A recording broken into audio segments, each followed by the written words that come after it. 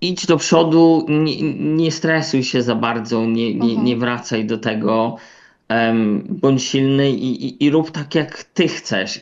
Idź do przodu, będzie dobrze. I tak naprawdę mhm. życie pokazało mi, że tak jest. Marianna Furman, witam Państwa. Są historie, które zostają z nami na długo.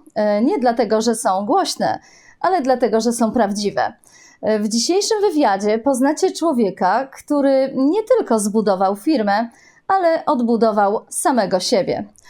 Tomasz Putynkowski, nominowany w kategorii Business Star w plebiscycie Stars Night Awards 2025, opowie, jak to jest, gdy ciało mówi stop, a dusza podpowiada idziemy dalej. Co znaczy prowadzić firmę z empatią, a nie tylko z kalkulatorem? I dlatego jego historia mogłaby być gotowym scenariuszem na film. Tyle, że wydarzyła się naprawdę. Tomasz Putynkowski, witam Cię bardzo serdecznie. Dziękuję bardzo, witam też. Bardzo fajny wstęp, dziękuję. Dziękuję. Czasem życie pęka w najmniej oczekiwanym miejscu i przez tę szczelinę wpada światło. Czy kiedyś pomyślałeś, że to, co miało być końcem, stanie się najważniejszym początkiem w Twoim życiu? Wydaje mi się, że nie. W ogóle nie oczekiwałem czegoś takiego. Szczerze mówiąc, jak się to wszystko rozpoczęło,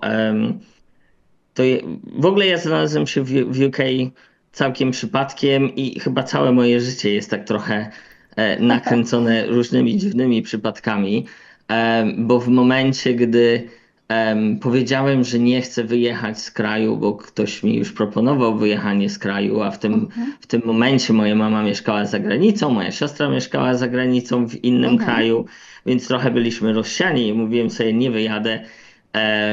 I po tym, jak powiedziałem, że nie wyjadę, 2 tygodnie później znalazłem się w UK, więc mi się aha. wydaje, że to wszystkie takie dziwne przypadki i właśnie ten wypadek i to wszystko, jak to się tak naprawdę potoczyło, w życiu bym nie sądził, że będę gdzie w tym momencie jestem.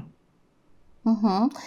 A jak uważasz, co daje człowiekowi taką siłę, by wstać, gdy ciało odmawia posłuszeństwa, a cały świat mówi, to już koniec, na przykład? E, W moim przypadku to było wszystko połączone. To była determinacja, Mhm, trochę połączona z rodziną, z, z partnerem w obecnym czasie, a teraz już mężem.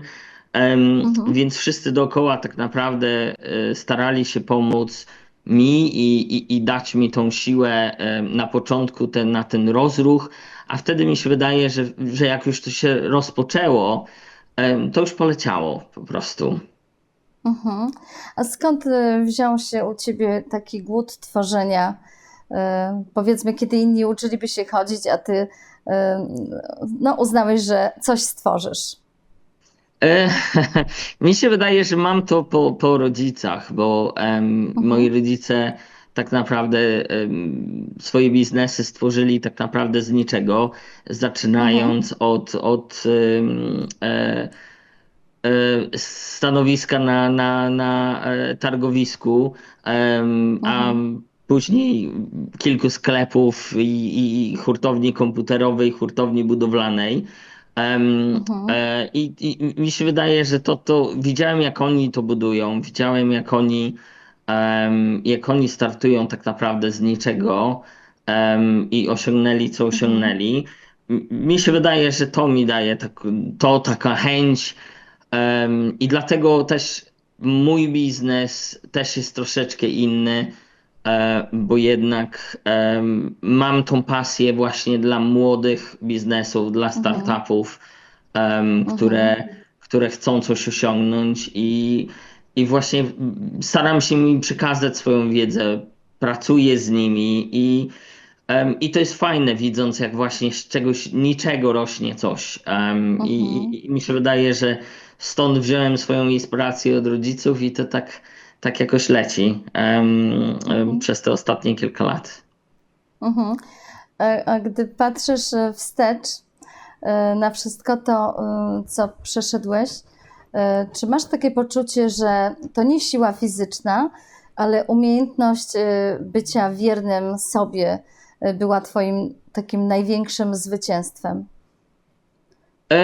Mi się wydaje, że tak, bo ja zawsze i to mówię do wielu swoich klientów, że jak na Mhm, przykład klienci dostają złą opinię albo coś tam i się załamują, mhm, a ja mówię, że tak naprawdę idź do przodu, nie stresuj się za bardzo, nie mhm, wracaj do tego, bądź silny i rób tak, jak ty chcesz i tak, jak ty byś chciał być tak naprawdę traktowany i tak idź przez mhm, życie ze swoimi wartościami, i tym, co chcesz tak naprawdę robić. mhm. A twoja firma to coś więcej niż biuro rachunkowe. Czy od początku wiedziałeś, że chcesz stworzyć miejsce, nie tylko firmy, tylko właśnie takie miejsce, w którym liczy się człowiek, a nie tylko cyfry? Em, tak naprawdę mi się wydaje, że tak jak ja pamiętam, od małego, od wieku może 7-8 lat, tak naprawdę jak mi mama prosiła o pomoc w księgowości i tak dalej. Więc Mhm, mi się wydaje, od wtedy już czułem, że numery i księgowość to jest jakieś takie moje powołanie. Mimo że w międzyczasie chciałem być prawnikiem, po przyjeździe tu do Anglii rozwijałem swoją karierę w HR. Em, ale nawet będąc w tej HR, to właśnie numery były takim i spreadsheety moim takim konikiem, który powodował, że moja kariera się rozwijała. No i właśnie wypadek i cała sytuacja związana z wypadkiem mhm, em, zasugerowała mi, że trzeba iść w tym kierunku i dlatego otworzyłem firmę. I dlatego, że w międzyczasie em, miałem już swoją firmę inną, tak naprawdę dwie, em, mhm, to nie chciałem być takim księgowym, z jakim ja miałem styczność w tym kraju, gdzie się spotykasz z księgowym tylko raz w roku, i tak naprawdę nie masz zero pomocy i mhm, większość rzeczy robisz samemu i tylko przynosisz tak naprawdę prawie gotowe rzeczy, a oni i tak kasują strasznie dużo i to była chyba taka moja motoryka, że JMT będzie troszeczkę inne, że em, ja jednak chcę widzieć, z kim mam do czynienia, mhm, jaką pomoc ten ktoś potrzebuje, że nie jest dla mnie tylko właśnie cyfrą i numerkiem w mhm, ilości osób. I dlatego też my jakoś bardzo się nie ogłaszamy, my nie pchamy tego, żeby złapać jak najwięcej klientów, bo ja chcę utrzymywać ten standard kontaktu mojego z klientem, i tej pomocy i właśnie, że to jest ten człowiek po drugiej stronie, a nie tylko numer i tylko rozliczenia. mhm. Wspomniałeś, że miałeś firmy, a nawet dwie. Czy to masz tutaj na myśli te firmy, które właśnie nie przetrwały pandemii Brexitu? Tak, To. tak. Mhm, No bo znaczy, tak naprawdę po wypadku, gdzie dostałem wiadomość, że nie będę prawdopodobnie już chodził i byłem mhm, przykuty do łóżka, to tak powstała tak naprawdę druga firma, no bo razem mhm, z partnerem wcześniej otworzyliśmy właśnie polski sklep. mhm, I miałem tam duży wkład, żeby pomagać, żeby ono się rozwijał. Em, ale w momencie, gdy byłem w łóżku, to było coś takiego, że nie mogę się poddać, nie mogę muszę coś znaleźć, muszę coś wymyśleć, żeby być nadal Mhm. aktywny, bo w tamtym czasie pracowałem zawodowo, pracowałem w wolontariacie w dwóch różnych organizacjach charytatywnych i robiłem jeszcze Mhm. studia w tym czasie. Byłem bardzo aktywny i mówiłem, no nie, no nie mogę, nie mogę pozwolić na to, żeby po prostu tylko tak leżeć i patrzeć w sufit. Mhm. Więc to było takie parcie, że coś muszę zrobić, co mogę robić tak naprawdę z łóżka, Mhm. jaki biznes bym mógł otworzyć z łóżka. I tak powstał pierwszy biznes, który się nazywał True Obsession. Sprzedawałem naturalne kosmetyki Mhm. sprowadzane z Polski. Em, I tak się właśnie rozpoczęło, że Mhm. dało mi taką siłę, że nie jestem do niczego, że nie jestem, że mogę coś jeszcze robić, mogę być Mhm. nadal aktywny, mimo że reszta ciała nie była, ale coś mogę Mhm. nadal robić. Mhm. Jakie to uczucie zaczynać znowu od nowa? Mi się wydaje, że ja to chyba lubię wyzwania i nawet teraz, jak klienci do mnie przychodzą Mhm. i czasami mam bardzo dziwnych klientów z bardzo dziwnymi problemami, które czasami nie mają w ogóle nic wspólnego z księgowością, Mhm. ale i tak staram się im pomóc, bo ja lubię trochę wyzwania, i trochę lubię pomóc ludziom, żeby jakoś szli do przodu i żeby się nie poddali. Mhm. A co mówi się do siebie po raz drugi, po raz trzeci, gdy życie znowu stawia przed tobą kolejną górę? I czy masz w sobie jakiś taki wewnętrzny kompas, który zawsze pokazuje ci kierunek, żeby ominąć górę? Szczerze mówiąc, nie wiem. Em, no przy tym pierwszym razie, no ja nie mówię, że zawsze było cukierkowo, jednak jak byłem, miałem momenty, w którym nie ukrywam, powiedziałem to do partnera, mam dość, zawieź mnie do Holandii Mhm, i zróbmy eutanazję.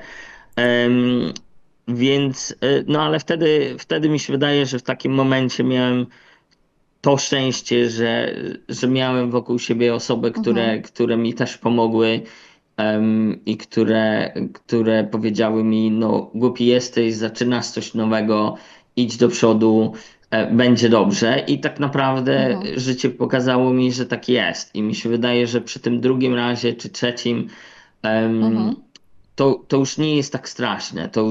To już się tam było, się jest chyba trochę silniejszym, żeby zwalczyć właśnie te przeciwności losu i powiedzieć sobie, nie, to nie może tak być, coś trzeba zrobić, żeby iść do przodu. mhm. A wspierasz również tych, których codzienność często jest taka niewidoczna, osoby z niepełnosprawnościami, tak też przeczytałam, z autyzmem, czy ludzi starszych. Czy to forma wdzięczności za to, co sam przeżyłeś? E, Znaczy, mi się wydaje, że całe życie i rodzice, i my jako rodzina zawsze mieliśmy wokół siebie osoby i em, staraliśmy się pomóc, jeżeli mogliśmy. O, może tak. I, Mhm, i mi się wydaje, że to zawsze widziałem, że jeżeli możesz, to pomagasz. I to zawsze gdzieś mhm, tam z tyłu mojej głowy jest. I mhm, może dlatego też jestem taki trochę innym księgowym, że staram mhm, się myśleć mhm, o tym, żeby komuś pomóc, zobaczyć, co można zrobić dla tej osoby, jak można pomóc. A to, że właśnie byłem w momencie takim bardzo złym, jak byłem przekuty do łóżka, to mi dało chyba takiego większego kopa, że em, jeszcze trzeba robić coś więcej. I nie mhm, ukrywam, jak ja przyjechałem do Wielkiej Brytanii, to nie mówiłem po angielsku w ogóle, ale wokół siebie miałem bardzo dużo osób, które mi pomagały, które chciały mi pomóc, którym mhm, ja też pomagałem. I mi się wydaje, że to tak zawsze, ja uważam, że jeżeli ja pomagam innym, to dobro wraca i Na pewno. tak się tym kieruję i jak na razie przez te 18 lat pobytu tutaj Mhm. widać, że tak naprawdę tak jest i osoby, które spotykam na swojej drodze, to są naprawdę świetne osoby. Nie mówię, że wszystkie, bo czasami się dostaje po głowie, ale przeważnie uważam, że mam to szczęście, że spotykam dosyć fajne osoby, które mi pomagają i dlatego chyba się staram pomóc też innym, jeżeli mogę. Mhm. Mhm. A pełnisz też wiele funkcji. Właśnie jesteś mentorem, doradcą, społecznikiem. Ale czy są takie momenty, w których czujesz się po prostu zmęczony? I co wtedy robisz? E, Mi się wydaje, że po mamie nie mam czegoś takiego. My jesteśmy nie do zdarcia. Mhm. My byśmy mogli, jeżeli byśmy mogli, to byśmy pracowali pewnie 24 godziny na dobę, ale na szczęście mamy, mamy wokół siebie rodziny, które nas trochę stopują z tego. Ale ja uważam, że, bo te wszystkie funkcje dają mi też tego kopa do działania, Mhm. i dają mi tą energię, dają osoby, które tam spotykam, wiedzę, którą od tych osób ciągnę też, em, i mogę przekazać ją dalej. Jest wspaniała i chyba to mnie tak napędza, że nie chcę tego przerwać. Chcę to dalej robić, chcę się udzielać tam. I to widać ewidentnie, że nadal się nie zatrzymuje. W tym tygodniu właśnie miałem Mhm. wykład na uniwersytecie dla studentów Mhm. em, z innego programu, nie z tego, tam jestem mentorem Be Inspired, Mhm. ale z innego projektu właśnie pani profesor mnie zaprosiła, żebym rozmawiał ze studentami i to jest to, ta energia, którą się Mhm. dostaje od tych osób podczas takich eventów em, czy spotkań jest naprawdę wielka i chyba to mnie tak napędza, że nadal, że nie czuję się tym zmęczony, że wręcz Mhm. przeciwnie, ładuje moje baterie, żeby iść do przodu. Mhm. A czym jest dla ciebie sukces? Hmm. E, Tak naprawdę nie wiem. Nie mogę powiedzieć, czy gdzie ja jestem, czy to jest sukces, czy nie. Ja po prostu staram się robić to, co kocham i być szczęśliwym z tego, co robię. I mi się wydaje, że to Mhm. jest ten sukces, żeby znaleźć w Mhm. życiu coś, Mhm. co się kocha, bo jednak nie ukrywajmy, większość życia spędzamy w pracy. I jeżeli ta praca nie daje nam satysfakcji, to pewnie jest to ciężkie. Mhm. Ja muszę powiedzieć, że jestem naprawdę w miarę szczęśliwy, że to, co robię, naprawdę kocham i ja kocham swoją pracę. Em, więc mi się wydaje, że to jest sukces. Mhm. Pięknie. A czasem, kiedy wszystko zewnętrzne, można powiedzieć, wali się. Wszystko się właśnie gdzieś tam sypie i zostaje tylko to, co w środku. Co zostało w tobie wtedy, gdy straciłeś sprawność? E,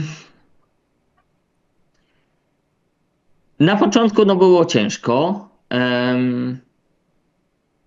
ale mi się wydaje, że chyba ta chęć, żeby się nie poddać, żeby coś robić, żeby nie dać chorobie siebie zwalczyć, Mhm, em, że to tak nie może być, że trzeba coś z tym zrobić, że mimo, że lekarze mówią, że tak już jest i nic się nie da z tym zrobić, Mimo że mówią, że operacja ma za duże ryzyko pogorszenia, to i tak jakaś taka determinacja, że a sprawdźmy jeszcze to, a sprawdźmy jeszcze tamto, spróbujmy zrobić coś innego, doradźmy się gdzieś indziej. Tak mi się wydaje, że to było tam i ta. Mi się wydaje, że też mój partner i moja rodzina pomogły mi bardzo w tym, em, Mhm. żeby właśnie walczyć z tą chorobą i żeby iść dalej. Mhm. Mówi się, że nie można być dobrym przedsiębiorcą, jeśli nie zna się porażki. Jakie lekcje zapisałeś sobie tak po cichu w sercu? Te, których nie znajdziemy w żadnym podręczniku do zarządzania. O, to jest dosyć ciężkie pytanie. Znaczy, mi się wydaje, że przez swoje życie, patrząc na życie rodziców, którzy doszli do naprawdę dosyć dobrego majątku, po czym stracili tak naprawdę wszystko, to mnie nauczyło, że nawet jak tracisz wszystko, to nie możesz się poddać. I że może faktycznie tak jest, że jak się znajdziesz na dole i już nie ma tak naprawdę, wydaje się, że nie ma wyjścia, to trzeba chyba znaleźć ten punkt, żeby jeszcze dało jakąś nadzieję, że Mhm, coś się da zrobić, spróbować coś innego. mhm. A czy myślisz czasem o tym, ile osób idzie dziś Twoją ścieżką, którą sam wydeptałeś, właśnie dlatego, że, no, że się nie poddałeś? No, szczerze mówiąc, nie wiem, bo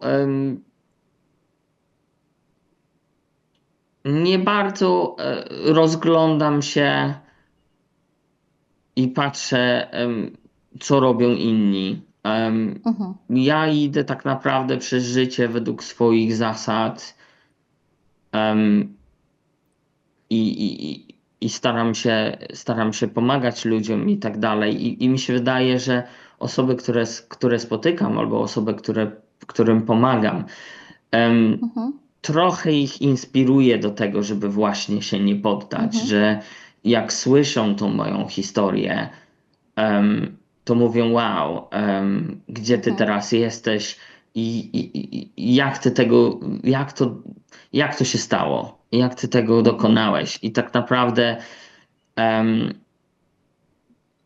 wydaje mi się, że może trochę, mam nadzieję przynajmniej, że mhm, osoby, które gdzieś tam wokół mnie są i które mhm, wspieram i którym pomagam i widzieli tą moją drogę, to trochę ich to inspiruje i pomoże im przez te trudne sprawy przejść i korzystać z życia tak naprawdę. mhm. A gdybyś mógł tak powiedzieć coś komuś, kto właśnie dziś stracił wiarę w siebie, co by to było? Em,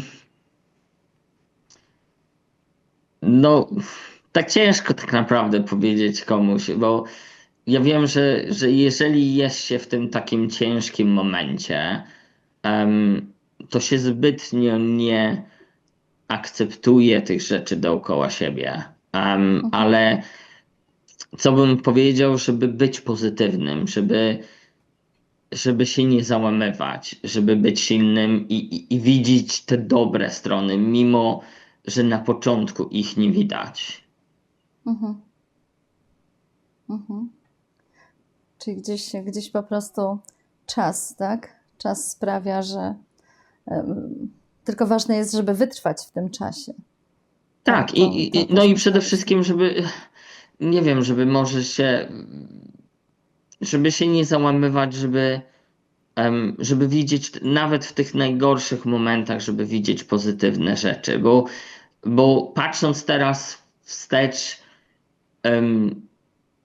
jak ja byłem w tym łóżku i tak naprawdę było bardzo ciężko, to wydaje mi się, że w tamtym momencie nie byłem w stanie znaleźć niczego fajnego i niczego pozytywnego, ale no, pokazało mi życie to, że zawsze jest to światełko w tunelu, że naprawdę coś można z tym zrobić i żeby być wytrwałym i żeby naprawdę szukać tego światełka i iść do przodu.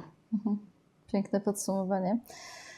Proszę Państwa, niektóre rozmowy nie potrzebują mocnej puenty. Wystarczy pozwolić, by to, co ważne, wybrzmiało samo. Dziś usłyszeliśmy nie tylko historię walki i sukcesu, ale przede wszystkim poruszającą historię człowieka. Tomaszu, bardzo dziękuję za tą inspirującą rozmowę, a Państwu dziękujemy za uwagę. Moim i Państwa gościem był Tomasz Putynkowski. Do zobaczenia w kolejnym wydaniu. Dziękuję Ci, Tomku, bardzo. Dziękuję bardzo.